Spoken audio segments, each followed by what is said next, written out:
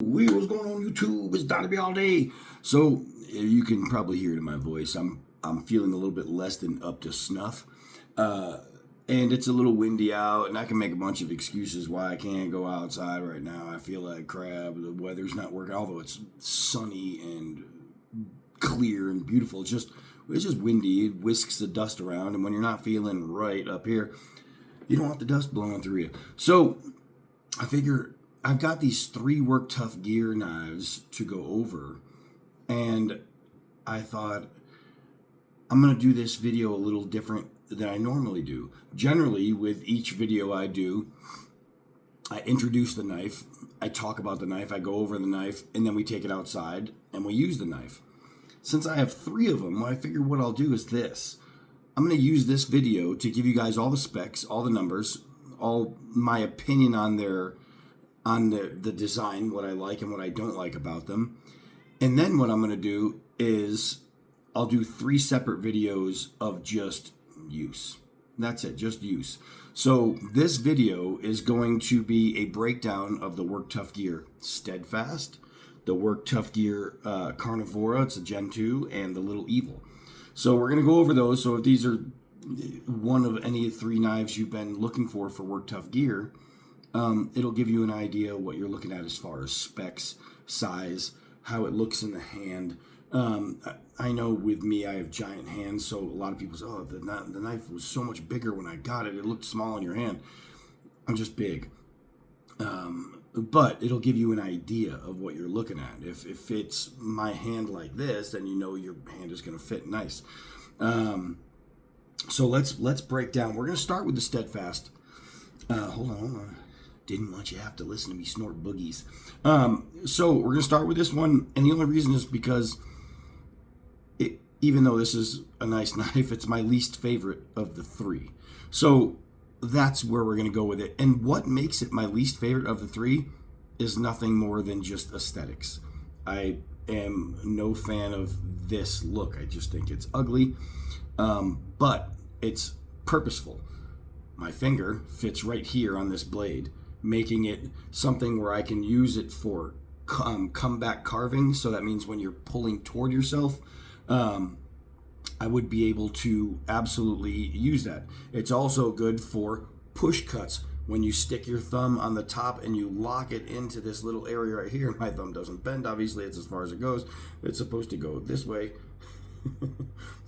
Thumb don't work.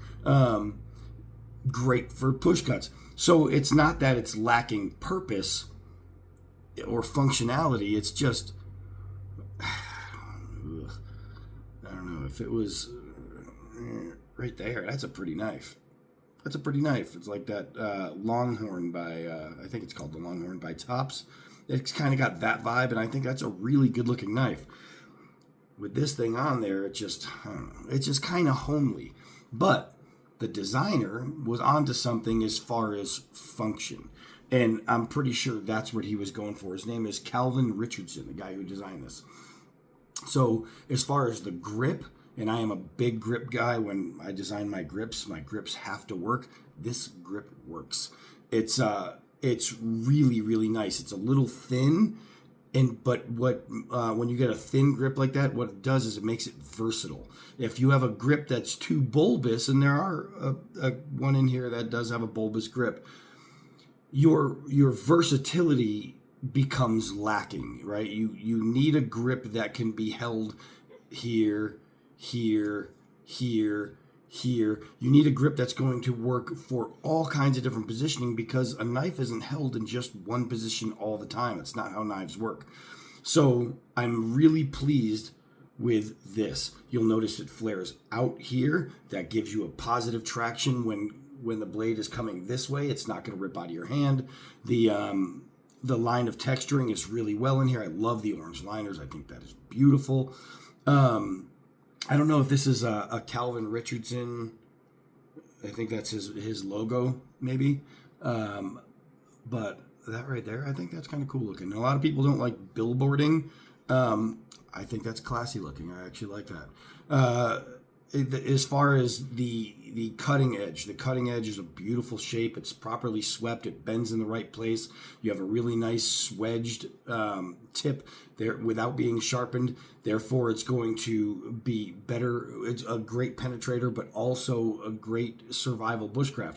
When you sharpen here, you start lacking a little bit in your bushcrafting abilities. So let's go over the specs of this knife now that you got my opinion on this knife. Let's see. Do they have... okay, right here. I just had to go down further. All right, so it is full tang, obviously. It is overall length 10.5 inches. The blade length is 5.5 inches. The cutting edge is 5.4 inches. So your ricasso, your little sharpening joil there, it's minimal. So you have a whole lot of edge. Now I can see, like, when I move it, the edge. This is used. This is from the Steel Mindset, Joe Steel. So the edge might not be perfect. It's been used, but it's okay. You can see some dings up here from being used. And a lot of people, when they see that, they say, I'll try to show you. You see those? It's like dents you can feel with your finger. And that's usually from like batoning and things like that. And they say, oh man, the steel must be weak or improperly heat treated if it's taken dings. No, that's 100% not true. If people tell you that, don't listen. These knives are really, really well heat treated. And this just happens. It's just something that absolutely happens. When you're banging on steel, it's going to react. It's just fact. I don't care who heat treats what. You bang on it on a hard object with a hard object, that's going to leave a mark. It's just fact. So do not look at that and think, oh, well, that's bad. So let's see. The blade thickness is 0.188 inches. It's really, really nice blade stock here. It is a saber grind with micro convex cutting edge. It is a drop point.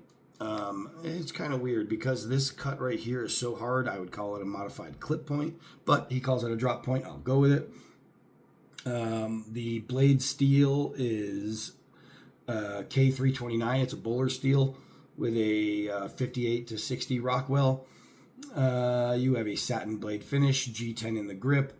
It weighs a pretty hefty 10.5 ounces. Weight with the sheath is 12.9. Sheath is blah, blah, blah, blah, blah, black Kydex sheath. And it does have a nylon belt keep on there, so it will flex when it's on. But one of the cool things is you can reposition, and that's always a good thing. The fit is really nice. It's another good Work Tuff Gear thing. And here's the thing, Work Tuff Gear. Everybody's like, oh, made in China this, made in Taiwan this. Work Tuff Gear is made in Taiwan. They're all made in Taiwan. Every single one of these. People get them, and because of the name, they're like, oh, American. It's Work Tuff Gear. It's America. It's America. They're made in Taiwan. And people buy these not even knowing that. And then they brag about their knives. And they're the same people that say, oh, I would never buy a knife made in blah, blah, blah. But they get their knife in, and they love it, not even knowing where it was made. It just goes to show you, sometimes it doesn't matter. A good knife maker can be anywhere. Anywhere. I don't care if you're in Taiwan, China, Japan, Pakistan, Afghanistan. I don't care if you're in Ireland. A good knife maker is a good knife maker, point blank. They're just because a place is known to sell some cheap stuff doesn't mean all their stuff is cheap. Think about it. China's been at war for 50,000 years using blades they made to win wars. So, some people have to get over the where it's made thing. As long as it's made well, that's all that matters. These things are made well. So that's the Steadfast. The Steadfast by Calvin Richardson, Work Tuff Gear. For me, it's a little ugly, but I cannot see the ugly part being a bad thing. I think that's actually going to be a good thing. Grip-wise, I think he abso-freaking-lutely nailed it. And then, obviously, Work Tuff Gear, the way they made it, they make a good knife. They make a good knife. All right, so next we're going to get into, let's see, what do I have set up? That's the Steadfast. The Carnivora. Okay, we're gonna get into that one. I have to find. It's a Gen 2, and they have a couple different ones, and I'm guessing this is the one right here, and I think it is. All right, so I want to make sure I get you the specs completely right and even. This is by Eric Outter, Outtr. I think that's. I think it's not OO. Joe's writing is not that great. So this is another one. Now I'm assuming this sheath comes with a belt clip. Maybe not. I'm looking at the pictures now, and let's see. Oh no, maybe it does. It comes with a nylon attachment like the other one. It's just not on here right now. So if you're looking at it, don't think it's not going to come with one. But again, a really nice fit. It does have a little bit of wiggle, and a lot of people think that if it has a wiggle, there's something wrong. If it's not falling out, there's nothing wrong. If you're walking like a ninja, if you're hunting, it's not going to make a noise. If you're running, it's not really going to make a noise. And people think, oh, if it rattles, then you're going to hear you coming and blah, blah. It's not the movies, guys. It's not the movies. Doesn't matter. So let's get into the knife. Oh, gosh, I love this one. All right, so this is basically a giant kitchen knife. The way knives started out, like the original Bowies looked similar to this. It's tried and true. This blade has been made for thousands of years exactly like this. So for Eric to design something that's already been designed, we all do. Every single knife has been designed pretty much, except my preacher. So you're not gonna find it to where every knife is completely original. What matters is how you take that design and make it your own by making it right. So it has to be balanced. It has to feel good. So this one, I can say the balance point's a little too far back, but because of the blade length, it's never going to be noticed. You're not going to notice. If I did the mathematical mean, it'll be just a little bit too far back. But the reason it's too far back is because he gives you this amazing grip. You do have a front finger swell here that could be maybe a little bit deeper in here, coming back just a little bit more, because for giant hands, like my finger, rather than fitting in the well, is fitting on the well. So it's slightly, and I'm talking, this is like pinching hairs, slightly uncomfortable here. The rest, it's long so I can choke back. So if I want to make it a chop right here, that if I put my hand here, the mathematical mean adds up to where if I would have had it here. So right here, this is a perfectly balanced knife from this point, which means if I want to chop with this thing, I'm going to send my hand to the rear, which is great because it gives you so much space into here to here. And the grip is super grippy. Now, a lot of G10 is kind of hard and it's almost fiberglassy in feeling, and it's just the way it is. It's going to have that hard feeling, but the dimpling is what makes this thing work, and I think it's really good looking. I love this pattern. I think is what really makes this work. I do like the cutouts here. It depends on your grip on how you're going to use those. Here, it's never going to come into play, but if I put my thumb on here for cutting, you don't realize that how good that little dip is right there. Another good thing he did right here is this hole. He has two holes here, two lanyard holes rather than one, and a hole right here. What this does is it gives you the ability to take cord, wrap it through there, and now you can strap this to a stick. If you are in a survival situation and you're in a place where there happens to be water and you can fish or crabs, things like that, you don't want to risk pinching your hand, you see a lobster, boom, that spear right there, especially with this long blade, that means when you spear through something, it's going to come all the way here. So if the fish is this wide, right, and you spear through, you're having all this extra blade sticking through that's going to end up hitting the sand. That's going to trap the food, first of all, because whatever the ground is going to be there, and then whatever is your food is going to be trapped there, and then you can curl up to get it out of there. and it's going to hold. Where a shorter knife, if you try that, the food is going to wiggle and you're going to lose it when you pull your knife out. The blade length on this to be a strappable blade was really smartly designed. I'm talking smartly designed, because you're not catching things in shallow water that's this big, right? This wide anyway. So anything in shallow water is going to be to a point where you can have at least 3 inches of blade left, boom, and it's going to hold onto your food. So I think when he did his blade length, considering he was doing these holes here, he made a really incredibly smart choice. Another thing is you can strap it to a stick, and if you do have encounters with bear, mountain lion, things like that, it is a great way to defend yourself, because it's better than just holding it in your hand and waiting for the bear to get to you. If you can strap it to a stick really tight and you can poke, it could just save your life. It doesn't mean it's going to, no, but it could. So I think that's really smart. Another thing he did really well is this weird fuller to grind.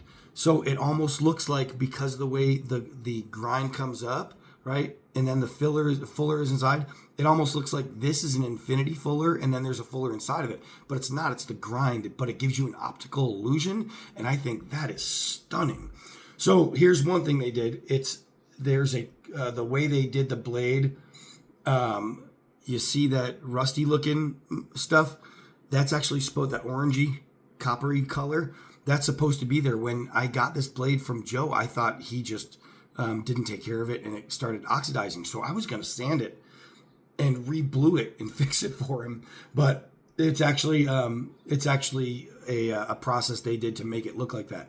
So I'm glad I reached out to Joe beforehand, because I was going to surprise him. I would have surprised him with this beautifully darkened blade, which, I mean, would have looked nice, but he might like it because of the orange stuff there, which is cool.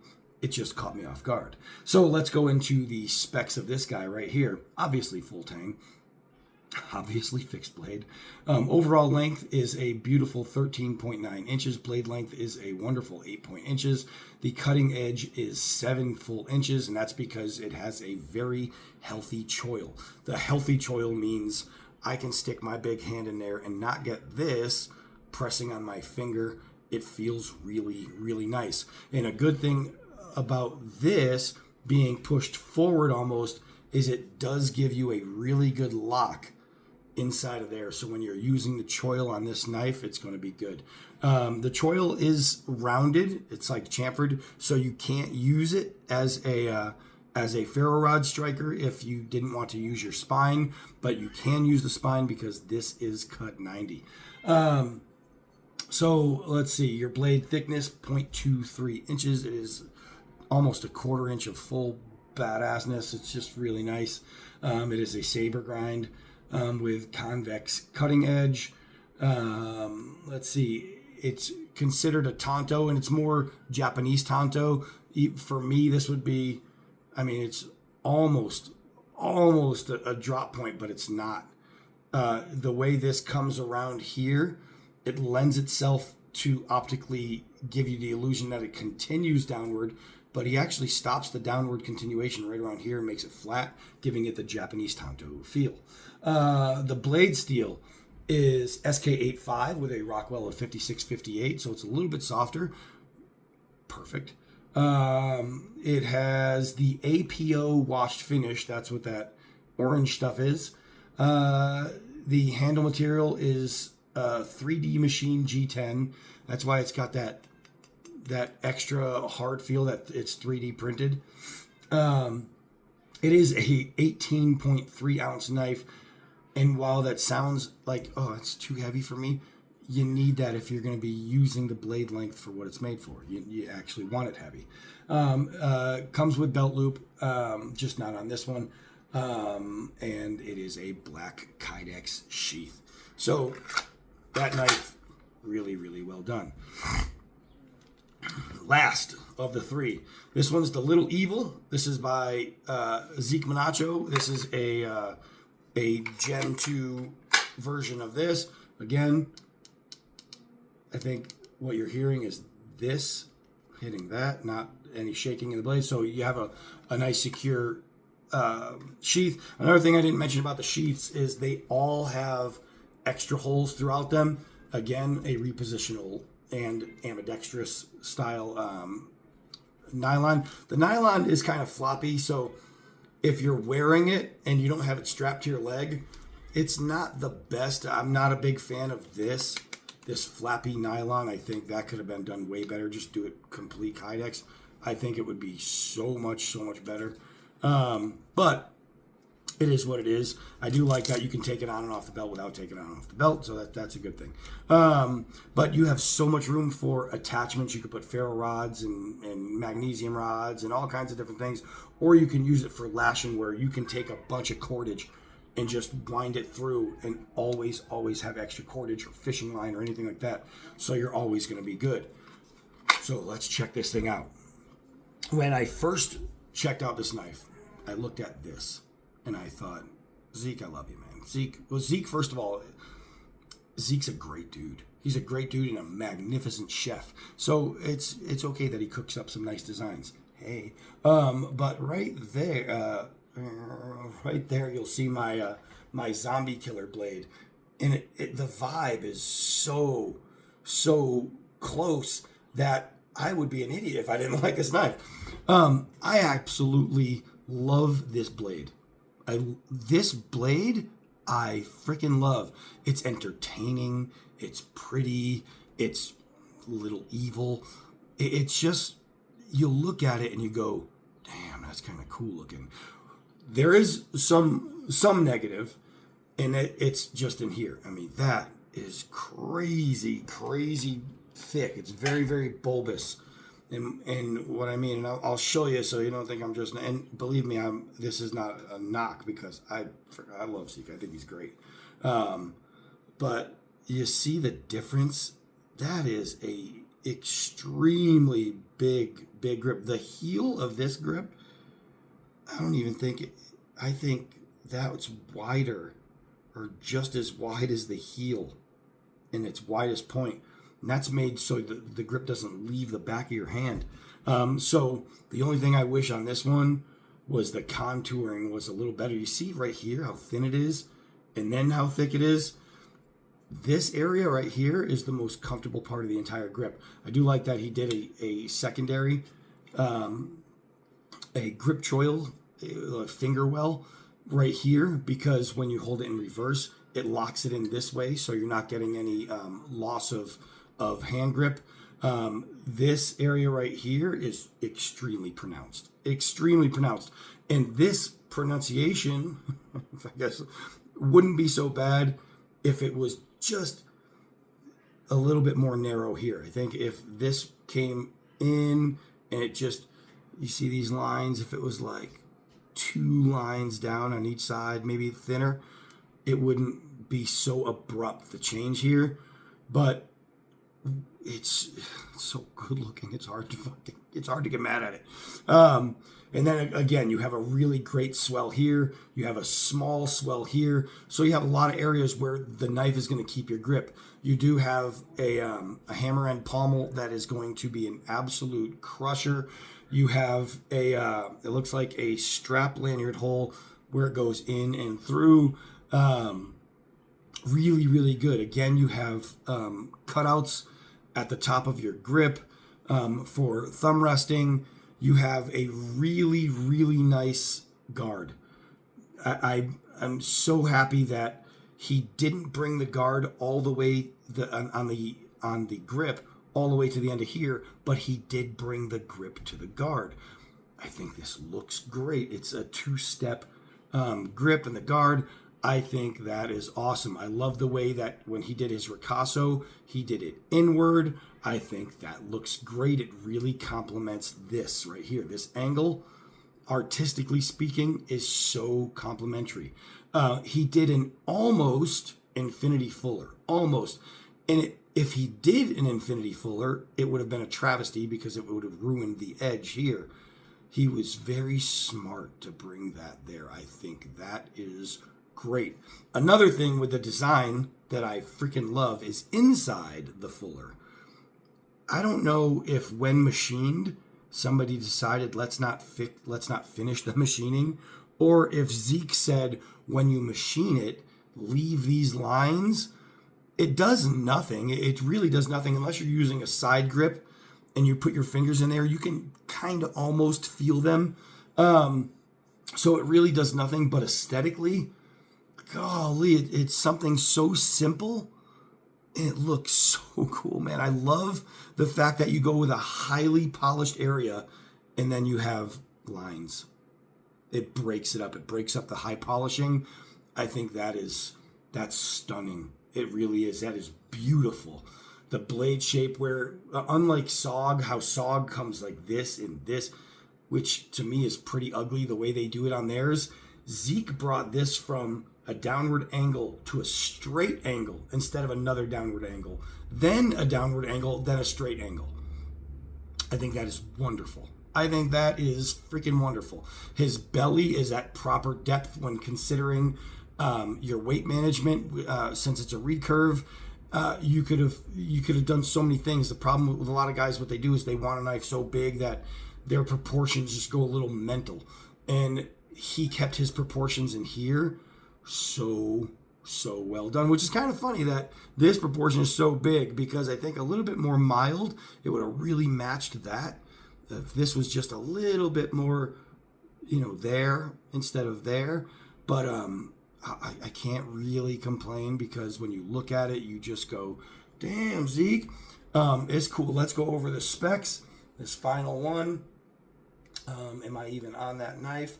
No, I'm still on the Carnivora, so let's get back to it. I tried to do it so I can go just back, and find which ones I was on. And hold on, I messed up. All right, so Zeke has like a bunch of versions of the same knife. So I'm hoping I'm on the right one, but I think all the stats might be pretty much the same anyway. So we're looking at obviously fixed, obviously full, 12.7 inches overall, blade length 7.3, cutting edge 7.3. So maybe he does one without that, because I don't know how that would be the exact same. But blade thickness 0.187 inches. The grind is convex. Yes, it is. It is a modified Tonto 100%. It is a Bowler 329 steel with a Rockwell of 5860 satin finish, which looks really polished. That's a pretty shiny satin. Let's see, G10 in the grip, and this G10 feels softer because it's not the same as this. This one is so hard, it feels like something different. This one feels way better. The material of the G10, I don't know what it is. It just feels soft. This one feels super hard. But this definitely has a really nice feel in it. The weight is 15 ounces, weight with sheath 19 ounces, and it is obviously a Kydex sheath. So that's the three, and we're going to get into them. And as far as usage, this is so pretty to look at, man. You look at like a lot of knives, but when it's in the hand, especially, because there are points in the grip that get me. From this point up and from this point down, it's one of those knives that makes knife makers and knife designers jealous. They go, damn, should have done that. It's so nice. So nice. All right, so this is the three knives we have to go over, all from Steel Mindset, Joe Steele. Go check out his channel. We're going to get these done as soon as I'm feeling up to snuff. We'll get them out. Also, I have my newest buoy coming out. It is my version of the classic Western buoys, the old West buoys. People have been asking me for a long time, when am I going to actually do my own?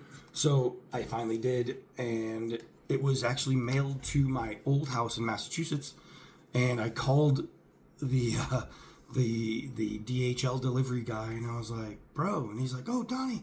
He's like, dude, I dropped it off, and then I got the message, so I went back and got it. So now it's being sent here, so it's going to take a few days to get here, but That one's coming in too. So we have a few blades to go over. We have these 3 to go over. We have some new stuff coming in. It's all good in the hood. I am Donnie B all day. Thanks for sticking around. Until next video.